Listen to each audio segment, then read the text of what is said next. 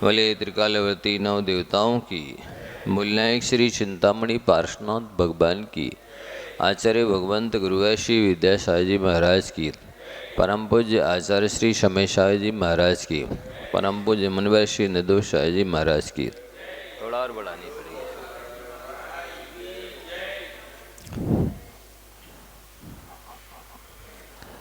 आवाज़ को शायद थोड़ा और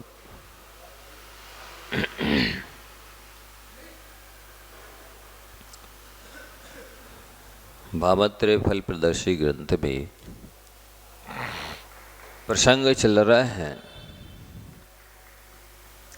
कुव्यसनों में धन खर्च होने का कारण। व्यसन दो तरह के होते हैं, एक अच्छे भी होते हैं और एक बुरे भी होते हैं।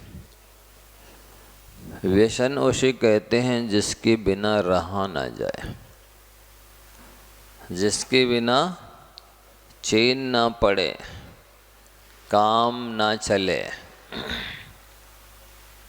उसे व्यसन कहते हैं। वो व्यसन बुरे तो वहाँ सारे हैं, जैसे कि पहले बताया गया,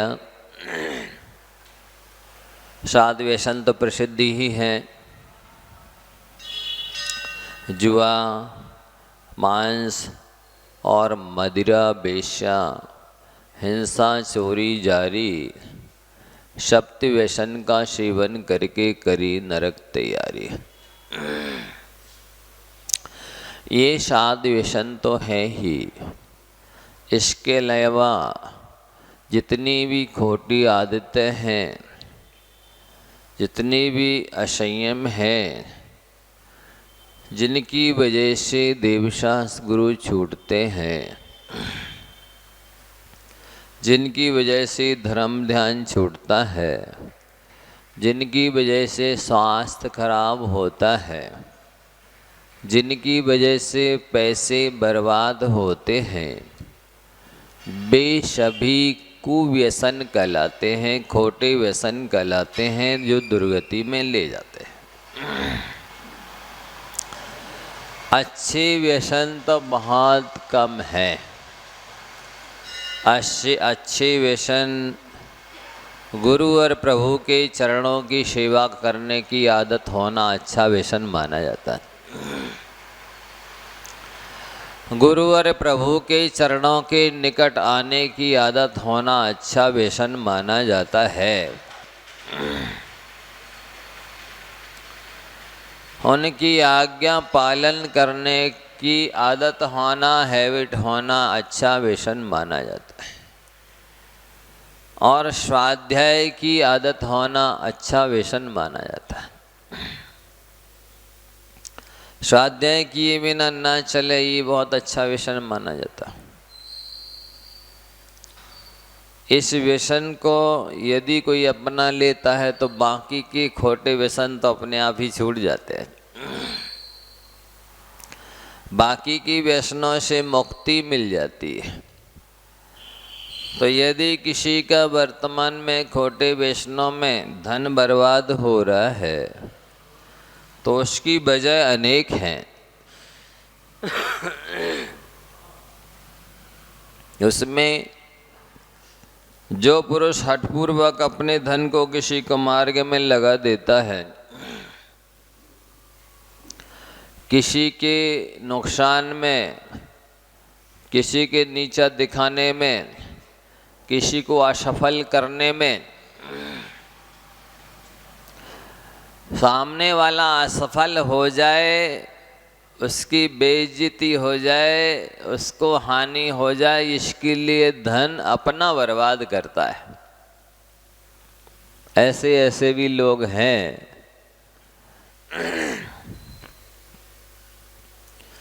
मतलब हमें यदि लाभ नहीं हो तो नहीं हो, लेकिन सामने वाले को तो लाभ नहीं होना चाहिए।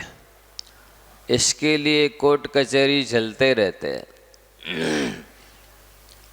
पूरी जिंदगी कोर्ट कचहरी करते रहते हैं, सब यहीं छोड़ के चले जाते हैं। साथ में तो कुछ जाना है ही नहीं।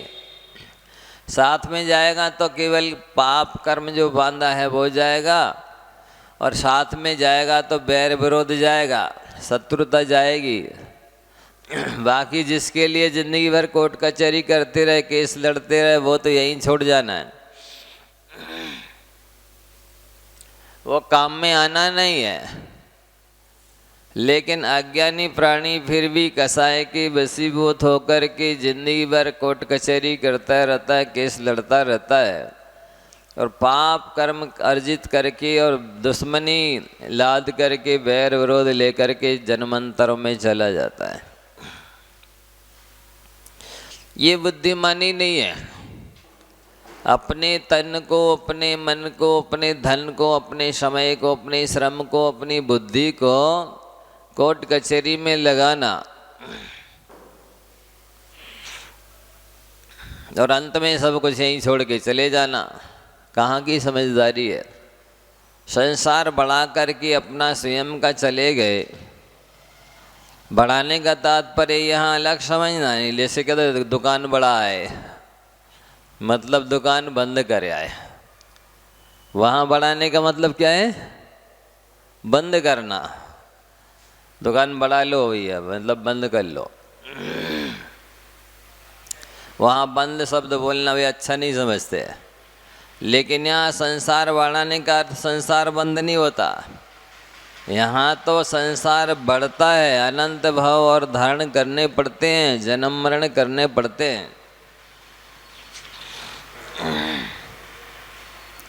तो कभी भी किसी की हानि के लिए, किसी के अपमान के लिए, किसी के तिरस्कार के लिए अपनी मान कषाय की वृद्धि के लिए कोर्ट कचहरी में दावा नहीं करना चाहिए, केस नहीं लड़ना चाहिए। क्योंकि ये सब जब छोड़ ही जाना यहीं पर, ना तो भोग बगना है, ना तो दान पुण्य में लगाना है, केवल बस स्वामित्व जमाना है कि वे मेरे कब्जे में आ गई, ये मेरी हो गई, बस इतना सा। कल्पना है, मानसिकता है केवल, और कुछ नहीं है। ऐसा देखा है। ये महान अज्ञानता है। इतिहास से शिक्षा लेनी चाहिए। जर जोरू और जमीन झगड़े की जड़ 3 है। सबको मालूम है, इसलिए फंसे हुए हैं सब ज्ञानी लोग। उन्हें ज्ञानी कहते नहीं, अज्ञानी है वे। जड़ माने धन संपत्ति, जोरू यानी स्त्री, और जमीन जायदाद। उन 3 की वजह से ही संसार बसा है। 3 ही के लिए संसार बसाता है संसारी प्राणी। 3 के अलावा ना पहले हुआ, ना अभी हो रहा, ना भविष्य में होगा। 3 ही है, चौथी कोई चीज है ही नहीं। जड़ जोरू और जमीन, और तीनों ही यहीं रह जाना है। रामायण बनी तो जोरू की वजह से बनी, महाभारत बना तो जोरू की वजह से बना। पूरा पुराण ग्रंथ ही जड़ जोरू और जमीन की वजह से बनते हैं। 3 चीजें तो हैं ही संसार बढ़ाने वाली। इनका यदि विकल्प छूट जाए, राग खत्म हो जाए, फिर कोई चौथी चीज है नहीं संसार बढ़ाने वाली। लेकिन अज्ञानता तो देखो, ना इन 3 चीजों को साथ में लाए हैं, जड़ जोरू और जमीन को, और न वस्तुता भी अभी भी 100% अनुकूल अपने कर्तृत्व भोक्तृत्व स्वामित्व में है नहीं, और भविष्य में भी साथ में जाना नहीं। लेकिन फिर भी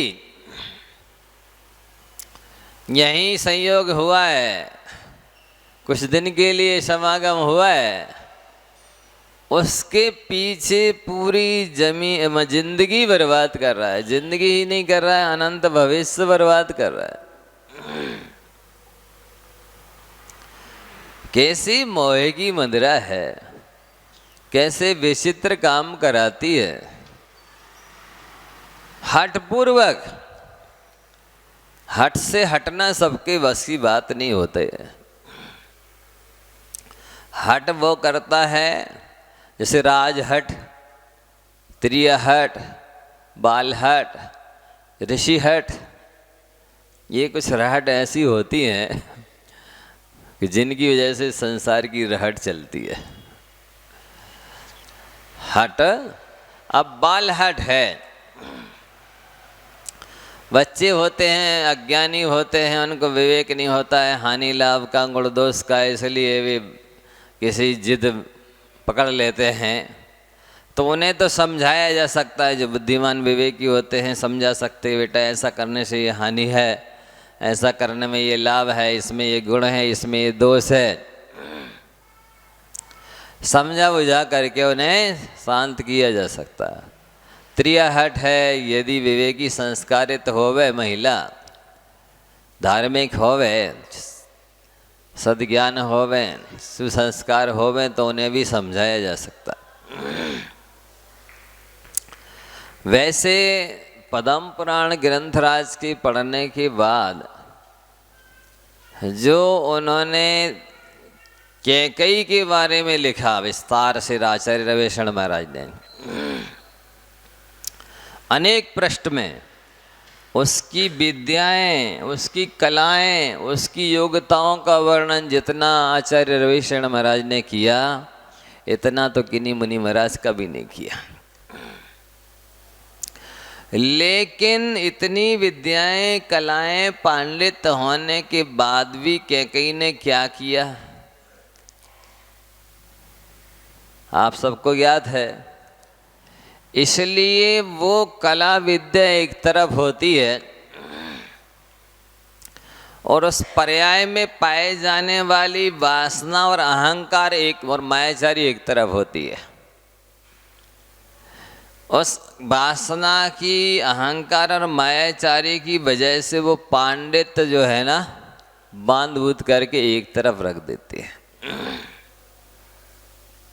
कुशलता चतुरता तो हो सकती है किसी किसी में बुद्धिमानी, लेकिन वो समय पे काम आ जाए ऐसा 1% होता है। सदुपयोग तो प्राय नहीं होता, दुरुपयोग अवश्य होता है। राजहट होती है, उसमें भी मान कसाय की बहुलता होती है और मायाचारी की बहुलता होती है राजहट में। क्योंकि राजा लोगों को कूटनीति का प्रयोग ज़्यादा करना पड़ता है। नीति के ज्ञान हो सकता है, लेकिन प्रयोग कूटनीति का ज़्यादा होता है। या आप सभी बहुत गंभीरता से सुनने समझने की चेष्टा करें, क्योंकि वहाँ पर प्रेस्टीज पॉइंट ज़्यादा बनते हैं, अहंकार ज़्यादा टकराता है, सामने आता है। इसकी वजह से उन्हें भी बहुत कुछ रास्ते से हट कर के, मार्ग से हट कर के काम करना पड़ता है। इसलिए तो लिखा कि राजेश्वरी सो नरकेश्वरी, जो राज्यावस्था में मरते हैं वे नरक में ही जाते हैं। बिना त्याग किए यदि प्राणों का विसर्जन कर देवें, अरे जब आचार्य पद का प्रत्याख्यान किए बिना यदि जीवन पूरा हो जाए तो वो समाधि बिगड़ जाती है, जो कि धार्मिक पद है। फिर राजपद तो ये सांसारिक पद है। आचार्य उपाध्याय पद का त्याग करना आवश्यक है, क्योंकि ये उपाधि है, ये कर्तव्य करने के लिए सौंपी जाती है, भिक्षा में नहीं मिलती, योग्यता होने पर गुरुओं के द्वारा दी जाती है। तो ऋषि हट, साधुओं की हट अच्छी होती है, प्राय करके 99% तो अच्छी होती है। कोई 1% किसी के कसाय आ जाए, दीपायन मुनि जैसी, तो बात अलग है। पर प्रायः तो उनके अभिप्राय अच्छे होते हैं, कल्याण के लिए, जीवों के हित के लिए, शुभ के लिए, भले के लिए होते हैं। उनकी बात नहीं मानने का परिणाम अच्छा नहीं होता। प्राय ही कहते हैं कि जो गुरुओं की सलाह नहीं मानते उनको वकीलों की सलाह माननी पड़ती है। जो गुरुओं के उपदेश नहीं सुनते हैं उन्हें डॉक्टरों के उपदेश सुनना पड़ते हैं। पक्का है। यदि डॉक्टरों के उपदेश नहीं सुनना है तो गुरुओं के उपदेश सुनने के लिए आओ। बेअज्ञानी प्राणी नहीं सुनेंगे कि टाइम नहीं है, हमें तो दुकान खोलना है, सर्विस है, बिजनेस है, ऑफिस है, ये बच्चों को यहाँ छोड़ना है, वो करना है। वे गुरुओं के उपदेश नहीं सुनते हैं और डॉक्टरों के यहाँ उपदेश सुनने के लिए समय निकालते हैं। लाइन लगाते हैं, वेट करते हैं 2-2 4-4 घंटे का कि हमारा नंबर आने वाला है, अब हमें डॉक्टर साहब उपदेश देंगे। ऐसे इंतज़ार करते हुए बैठे रहेंगे। सब छूट जाती है, दुकान छूट जाती है, ऑफिस छूट जाते हैं, किचन छूट जाती है, सब छूट जाते हैं। उसके लिए तो इंतज़ार करेंगे बैठे बैठे डॉक्टरों के उपदेश सुनने के लिए। लेकिन वे गुरुओं का उपदेश नहीं सुनेंगे, टाइम नहीं है। बच्चों के कहने के लिए कहेंगे उनको पढ़ाई करना है, लोग के कोचिंग करना है, होमवर्क करना है। ये बच्चे नहीं आ सकते, लड़के लड़कियां उपदेश सुनने के लिए। उनको तो बहुत पढ़ाई करना है, बहुत पढ़ाई करना है। उनके लिए मोबाइल के लिए टाइम है, रात रात दिन दिन। उनके लिए भी डॉक्टरों के पास जाने के लिए, भर्ती होने के लिए टाइम है। और जब एडमिट होंगे तो एक नहीं होगा और दूसरे 2-4 परिचर्या के लिए और लग जाएंगे। उसके लिए समय निकल आएगा। किसी को लेने जाना हो तो रेलवे स्टेशन रिसीव करने के लिए समय निकल आएगा। छोड़ने जाना हो तो समय निकल आएगा। हाँ, मोबाइल पे बात करने के लिए तो टाइम है ही 2-2 4-4 घंटे। एक बार खोला व्हाट्सएप तो बस घंटा पता नहीं कब निकल जाता है। लेकिन महाराज के प्रवचन के लिए टाइम नहीं है। जादू है उसमें, खोलो बस, फिर तो बंद करने का काम ही नहीं है, सवाल ही नहीं है। फिर कितने बज रहे हैं, कितनी रात हो रही है और कितने समय चला गया है, भोजन करना था कि नाश्ता करना था कि क्या होमवर्क करना, फिर नहीं रहता होश। केवल टाइम नहीं है तो गुरुओं के उपदेश सुनने के लिए नहीं है, क्लास प्रवचन के लिए नहीं, आहार देने के लिए टाइम नहीं है। उन अभागों के पास में ये कहाँ से समय निकलता है ये वो नहीं सोचते। आप देखो हर महीने कोर्ट कचहरी जा रहे, कितने दिन खर्चा हो रहा। वहाँ नहीं इंतजार करते, वहाँ नहीं लाइन लगाते, वहाँ पैसे दे करके उनकी सलाह लेंगे, उपदेश सुनेंगे। वकीलों का उपदेश तो पैसे दे करके सुनते हैं, डॉक्टरों को भी उपदेश फीस दे करके सुनते हैं। लेकिन महाराज के उपदेश के लिए थोड़ी फीस लग रही है। महाराज के उपदेश के लिए कोई बात नहीं है, इसलिए उनके लिए टाइम नहीं रहता। आप देखो दिनों दिन अस्पतालों में ऐसे पड़े हैं माटी गुरा की तरह, भटाबाजी की तरह, बेड नहीं मिल रहा है। लगाए लाइन, बैठे हैं, मिल जाए। अब अपार्टमेंट पहले से लेंगे डॉक्टरों से, तो कब कौन सी तारीख में कितने बजे आना है, महाराज से नहीं लेंगे हैं? टाइम नहीं है महाराज। अब वो सब रूटीन ही गड़बड़ है। 9 बजे जब भोजन करने का टाइम हो तब भी नाश्ता करते हैं। 2 बजे भोजन करना, 9 बजे रात को फिर भोजन करना, 10 बजे 11 बजे, ये सारी सिस्टम ही गड़बड़ हो गया। पहले अज्ञानी लोग थे जो बेचारे मजदूर, वे इस टाइप से करते थे। 3 बार भोजन, ये 8-9 बजे नाश्ता किया, सो उसमें भी 2-4 बाटी गक्कड़ ले लिया। फिर 2 बजे मेहनत करते करते फिर 2-4 लेके पानी पी लिया। फिर रात में 8-9 बजे उनको विवेक नहीं होता था। अब तो ये प्राय करके सिस्टम सर्वत्र लागू है, सब जगह ये व्यवस्था है। और भी पढ़े लिखे भी जो कहलाते हैं, ग्रेजुएट कहलाते हैं, क्वालिफिकेशन कंप्लीट किया हुआ है, उनकी दशा ऐसी है, अस्त व्यस्त है, औरों की तो छोड़ो। तो ये कह रहे हैं कि व्यक्ति का पैसा ऐसी जगह क्यों लगता है कि वो जहाँ लगाना नहीं चाहता, अस्पताल में लगेगा, कोर्ट कचहरी में लगेगा,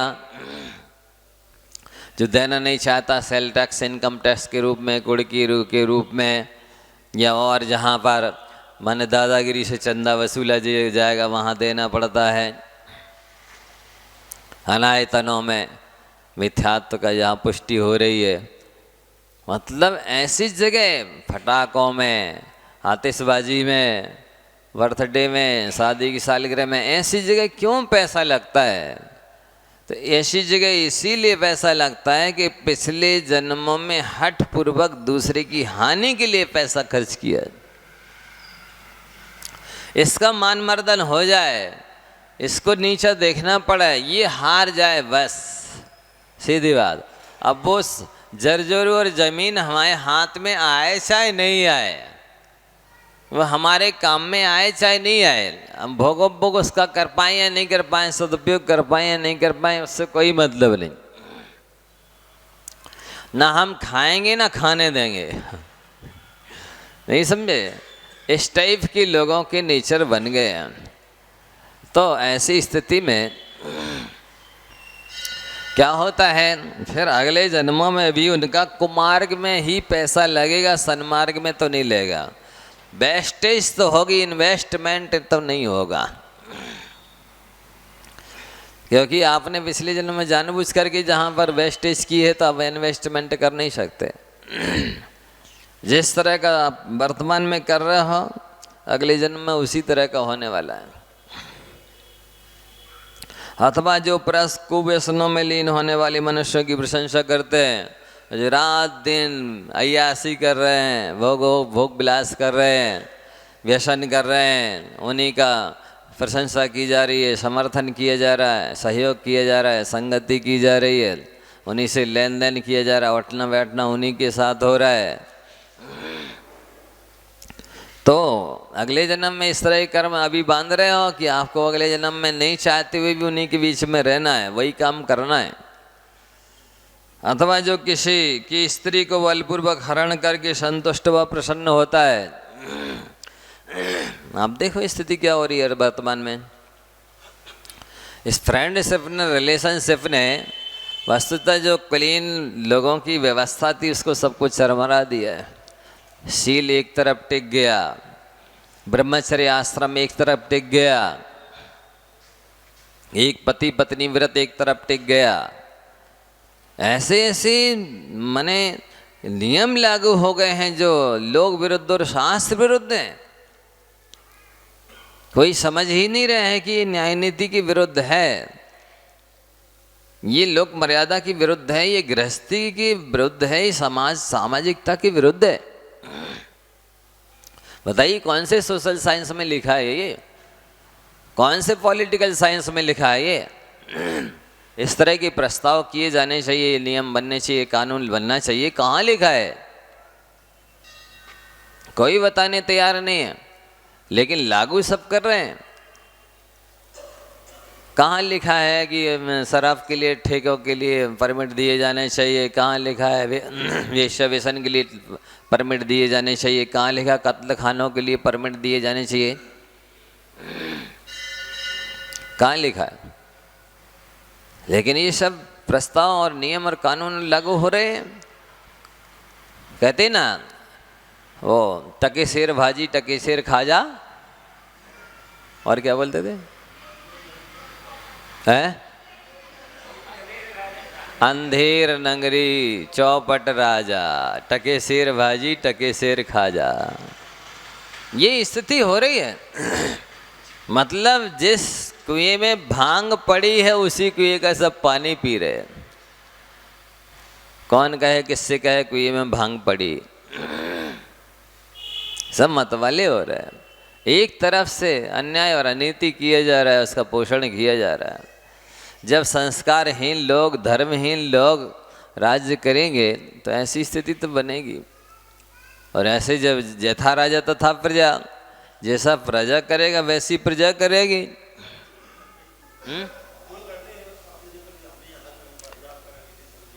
रामचंद्र जी जैसे मर्यादा पुरुषोत्तम हो कि नहीं नहीं भैया, यदि हम सीता को भले प्राणों से प्यारी है और शीलवती है, निर्दोष है, लेकिन हम घर में रख लेंगे तो ये अनाचार प्रजा में फैल जाएगा, कोई किसी की स्त्री को हरण करके ले जाएगा, फिर वो लौटा के ले आएगा, फिर ये व्यभिचार फैल जाएगा,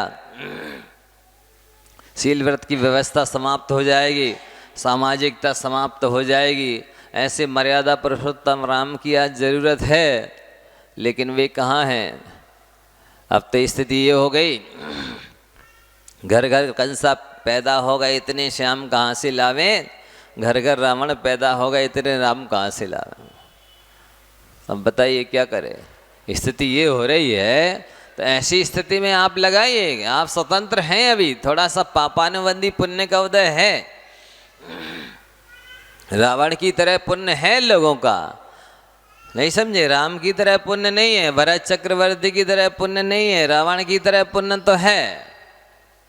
तो कर लो आयासी जितनी करना है, जितनी सीताएं हरण कर सको कर लो, सफलता मिल जाएगी हरण करने में, लेकिन उस पर स्वामित्व पाने में सफलता तो नहीं मिलेगी, पक्का है ये। जितना कर सको कर लो, पुण्य है या वीर, लेकिन ये पुण्य बहुत खतरनाक है। वर्तमान पंचम काल में, दुखमा काल में पापानुबंधी पुण्य वाले लोग ज़्यादा होंगे। पापानुबंधी पुण्य उसे कहते हैं जिस पुण्य के उदय में व्यक्ति पाप करे, पाप करने में सक्षम हो, पाप करने की बुद्धि हो, पाप करने की सामर्थ्य हो, पाप करने की अनुकूलता हो। तो ये अनुकूलता तो है लोगों के पास कि वे पाप करेंगे, अनुकूल रहेंगे, सक्षम रहेंगे, और उस पुण्य के उदय में पाप करके दुर्गति की तैयारी कर रहे हैं सब। देख लो आप, सब उदासीन है, इस ओर से धर्म की ओर से उदासीनता बढ़ती चली जा रही है। आप सब लोग अन्यथा नहीं लेना, बिना वाला की बात नहीं है, यहाँ तो बहुत लोग धर्म लाभ ले रहे हैं लेकिन फिर भी अपेक्षाकृत कथन किया जा रहा है कि यहाँ जितने भी लिखे हुए हैं प्रसंग, बिल्कुल आप देख लो, अपनी आंखों से अनुभव कर लो, गिनती नहीं रही अब तो कि कितने पुरुष अंगीकार किए जा रहे हैं, कितनी स्त्रियां अंगीकार की जा रही हैं, जितने हो सके उतने।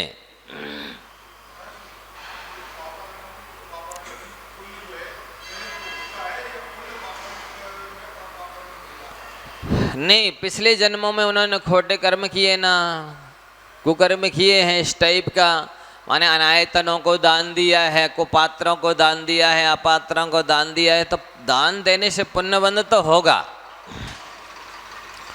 आपने अनायतन को दिया है इसलिए वो अनायतन नहीं मिलेगा, लेकिन फिर बाद में आपने जिसको इस जन्म, पिछले जन्म में दान दिया है, इस जन्म में धन मिलने पर आप उसी स्थान पर दान दे सकेंगे, आयतन में नहीं दे सकेंगे। वही नियम है पक्का, आप जिस स्थान पर माने दान करेंगे, पूजा करेंगे, उपकार करेंगे, अगले जन्म पुण्यबंध होगा, अगले जन्म में फिर उसी स्थान ही पर करेंगे। उस पुण्य से आप माने पुण्यानुबंधी पुण्य नहीं कर सकते। जैसे भरत चक्रवर्ती ने 6 खंड का वैभव मिला, कैलाश पर्वत पर 72 जिन्नालय बनाए, स्वर्णमयी हीरामती जवाहरात की प्रतिमाएं विराजमान करी, ऐसे काम नहीं कर सकेंगे आप, क्योंकि आपने खोटे स्थान पर पैसे का इन्वेस्टमेंट किया है, अपात्र को कुपात्र को दिया हुआ है, अनायतन को दिया हुआ है। तो ऐसे स्थानों पर देने पर पुण्यबंध तो होगा, अगले जन्म में पुनः वैसे ही स्थानों में आपका फिर धन खर्च होगा। तो कह रहे हैं कि जो व्यक्ति हिंसा, झूठ, चोरी, कुशील, परिग्रह आदि पापों के सेवन के साधनों में ही, कुमार्ग में ही लगते हैं वे, क्योंकि उन्होंने पिछले जन्म में इसी साधन को अपनाया था, इसलिए इस जन्म में फिर ये परंपरा चलती रहती है। आप जिस ढंग से जीवन शैली जी रहे हैं ना, अगले जन्म में उसी ढंग से फिर आपकी स्थिति बनने वाली है, आप सुमार्ग में नहीं लग पाएंगे। तो इतने कारण इन्होंने दिए हैं कि कुव्यसनों में धन क्यों खर्च होता है, क्योंकि व्यक्ति ने पिछले जन्म में कुव्यसन में ही धन लगाया है। हठपूर्वक किसी के धन को मार्ग में लगा देना, अपना नहीं लगाया, दूसरे का भी यदि लगाया है आपने, चुरा करके, छुड़ा करके, जेब काट करके, जैसे कहते हैं ना कई लोग, रास्ते में पैसे डले थे, हमने उठा के गुल्लक में डाल दिए। अब आपके पैसे तो थे नहीं, आपने गुल्लक में डाले हैं, आपको पुण्यबंध होगा, लेकिन आप फिर उस पुण्य से पुण्यानुबंध पुण्य नहीं कर सकेंगे, अच्छे काम नहीं कर सकेंगे। उस पुण्य के में उदय में आप दुरुपयोग ही करेंगे, व्यसन ही करेंगे, क्योंकि आपने न्याय नीति से दान नहीं दिया ना, दूसरे का पैसा उठा के डालना है गुल्लक में, इसलिए ऐसा होगा। इसलिए अपने जीवन में कभी भी इस तरह का दान पुण्य भी नहीं करना, न्याय नीति का स्वयं का पसीना बहा करके ही दान करना चाहिए। जिस पर आपका स्वामित्व है उसी का दान करना चाहिए। लोग खुद न्याय नीति से 1 रुपया भी दान करें तो वो करोड़ों के बराबर है, और अन्याय से, अनीति से, हिंसा करके, असंयम करके धन कमाया है, 2 नंबर का पैसा कमाया है, फिर करोड़ों का दान करो तो वो 1 रुपये के बराबर भी नहीं है। ये लोग समझते नहीं है। नहीं, हम तो दान करने के लिए धन कमा रहे हैं। अरे इस दान में उद्देश्य मान कसाय है कि भैया इनसे सब दान कर रहे हैं, इनको तिलक लग रहे हैं, इनको साल पहनाई जा रही है, इनका सम्मान हो रहा है, इनका नाम बोला जा रहा है माइक पे, इनका फोटो छप रही है पैम्पलेट में, इनका नाम खुद रहा है, अपन भी इसी तरह करेंगे तो अपना भी होगा। तो इस दान के पीछे मान है, उस मान से प्रेरित होकर के आप दान कर रहे हो तो उसका फल अच्छा तो होगा ही नहीं, क्योंकि आपने अहिंसा पूर्वक, न्याय नीति पूर्वक तो धन कमाए नहीं। वस्तुतः दान करने का उपदेश उन्हें है जिनके पास ऑलरेडी पैसा है पहले से। दान करने के लिए पैसा कमाने का उपदेश है ही नहीं शास्त्रों में। त्यागाय श्रेष्ठे वित्तम अवित्ता संचनोति स्वशरीरम सपंकेन स्नास्यामीति विलंबति। कोई व्यक्ति ये कहे मुझे नहाना है इसलिए मैं कीचड़ लगा रहा हूँ। कीचड़ क्यों लगा रहे हो? बोले अभी नहाना है इसलिए। तो नहाना है इसलिए शरीर में कीचड़ लगाना बुद्धिमानी है? बताइए आप लोग। इसी तरह पैसा क्यों कमा रहे हैं? बोले अभी हम दान करेंगे। आत्मानुशासन में एक दृष्टांत दिया कि एक तापसी था, कोई साधु, वो जा रहा था, नाली में एक मोतीचूर का लड्डू पड़ा था, उसने उठा लिया। किसी ने देख लिया, अरे बाबा आपने ये नाली का लड्डू उठा लिया। बोले नहीं नहीं, आगे जाके फेंकेंगे। क्यों उठाया? आगे जाके फेंकेंगे। जब फेंकनी है तो उठाया क्यों? फेंकना ही है तो उठाया क्यों? अपने पद के प्रतिकूल काम क्यों किया? तुम साधु का वेश धारण किए और नानी के लड्डू उठा लिया, बोले आगे जाके फेंकेंगे। फेंकना था तो उठाते ही नहीं, तो ये छवि खराब नहीं होती है, प्रभावना नहीं होती, फजीती नहीं होती। तो ये इसी तरह है कि दान देने के लिए धन कमाना और साधु ने के लड्डू उठाने जैसा ही है। तो अंत में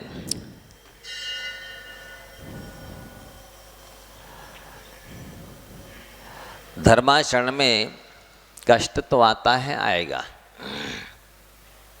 क्योंकि ये अपना अभ्यस्त मार्ग नहीं है। इसमें हैबिचुअल नहीं होते हैं लोग, इसमें चलने की आदत नहीं होती है। इसलिए धर्म के मार्ग में कठिनाई तो आएगी, लेकिन वो कष्ट उठाना क्यों आवश्यक है? जिस प्रकार से किसी व्यक्ति को स्वस्थ होना है तो वो ऑपरेशन का कष्ट उठाता है, अपने शरीर की चीड़ा फाड़ी करवाता है, बाईपास सर्जरी करवाता है, क्योंकि उसके बाद हम स्वस्थ हो जाएंगे। ठीक इसी प्रकार से धर्माचरण में कष्ट आएगा, लेकिन उस कष्ट को इसलिए सहना आवश्यक है कि उसके बाद में हमारी आत्मा अनंत काल के लिए सुखी हो जाएगी। ऐसा मान करके धर्माचरण का कष्ट सह लेना चाहिए, उससे डरना नहीं चाहिए।